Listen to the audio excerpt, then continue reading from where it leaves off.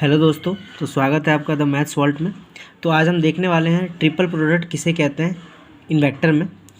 तो मान लीजिए अगर आपके पास दो वेक्टर गिवन है तो उन दोनों वेक्टर के एंगल को हम दो तरीक़ों से डिफाइन कर सकते हैं। पहला डॉट प्रोडक्ट से और दूसरा क्रॉस प्रोडक्ट से।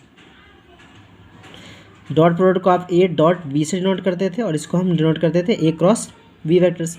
लेकिन मान लीजिए आपके पास अगर दो से ज़्यादा वेक्टर आता है, लेट सपोज कि आपके पास तीन वेक्टर आता है, ए वेक्टर बी वेक्टर और सी वेक्टर, तो इनके बीच का अगर मुझे एंगल डिफाइन करना है तो ना हम इसको डॉट से कर सकते हैं ना फिर हम इसको क्रॉस से कर सकते हैं। तो अगर एक से दो से ज़्यादा वेक्टर होता है, मान लीजिए तीन वेक्टर होता है, तो उसके लिए हमेशा हम किस चीज़ का यूज़ करेंगे? ट्रिपल प्रोडक्ट के लिए। और ट्रिपल प्रोडक्ट को डिफाइन करने का तरीका क्या है? If A vector B vector C vector are given, then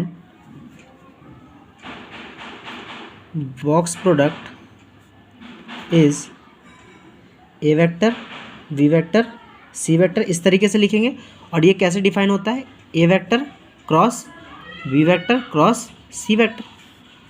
तो कोई भी अगर तीन वेक्टर दे रखा है तो उसका मैं बॉक्स प्रोडक्ट कैसे निकाल सकता हूँ? इस तरीके से। तो इसको हम क्या बोल देते हैं? ये हमारा क्या है? बॉक्स प्रोडक्ट है।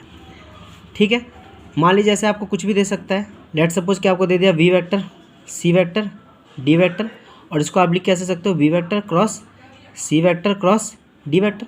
इस तरीके से फाइंड आउट कर सकते हो। मतलब पहले इन दोनों का क्रॉस निकालो, फिर जो भी वेक्टर आएगा उसका दोबारा इसके साथ क्रॉस निकाल के आंसर आपके पास आ जाएगा।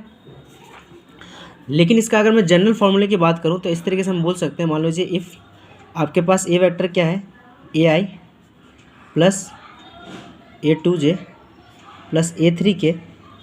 ठीक उसी प्रकार बी वेक्टर है मेरे पास B one I plus B two J plus B three K. उसी तरीके से सी वेक्टर है मेरे पास C one I plus C two J plus C three K. और मुझे इसका बॉक्स प्रोडक्ट फाइंड आउट करना है। देन ए वेक्टर बी वेक्टर और सी वेक्टर। तो सीधा फार्मूला मुझे पता है कि A vector cross B vector cross C vector होता है।